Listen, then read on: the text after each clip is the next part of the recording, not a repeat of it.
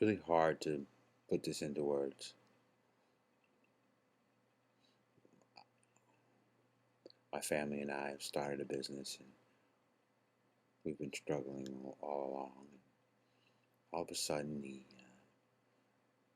with the economic downturn, the behavior of some faceless, nameless people and some Wall Street bank operation has jeopardized everything in this country.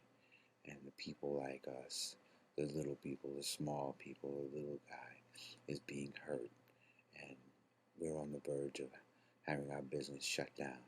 And all we can hear about on TV and on the talk shows and on the news shows is about the Wall Street banks and how the Wall Street big wigs need to be bailed out and they need to get more money and they're too big to fail and we can't do without them and there's no way for us to function without saving the banks. And meanwhile, people that work hard and struggle to try and build something get left by the wayside. With this new stimulus money in the pipeline, I've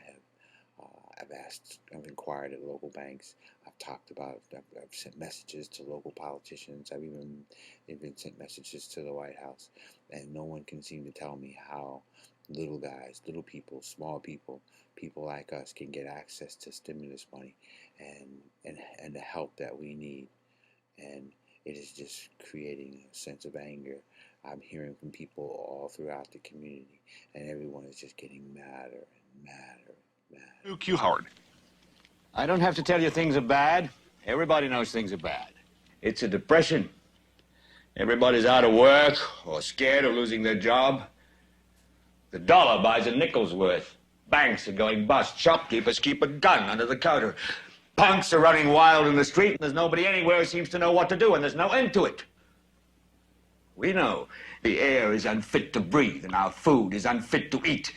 We sit watching our TVs while some local newscaster tells us that today we had 15 homicides and 63 violent crimes, as if that's the way it's supposed to be. We know things are bad, worse than bad.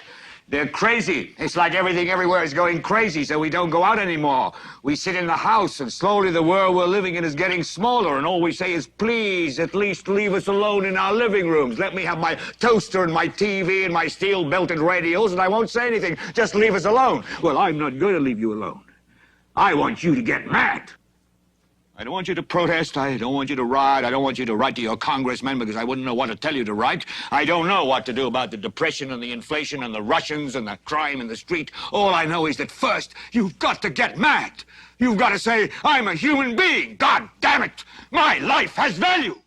I want everyone to get up, go to your computer, go to your cell phone, send an email, send a text, let your local politicians know what you think. Let them know how you feel.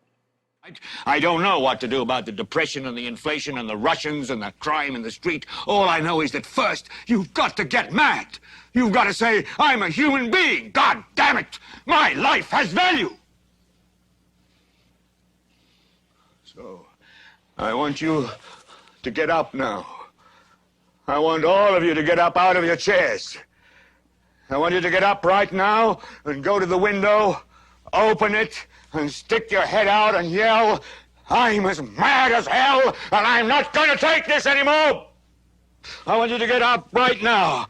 Get up, go to your windows, open them, and stick your head out and yell, I'm as mad as hell, and I'm not going to take this anymore. Things have got to change. How many stations does this go out? You've got to get mad. 67. Say, I know it goes to Louisville and Atlanta. I'm not going to take this anymore. Then we'll figure out what to do about the depression and the inflation and the oil crisis. But first, get up out of your chairs, open the window, stick your head out and yell, and say, I'm as mad as hell, and I'm not going to take this anymore.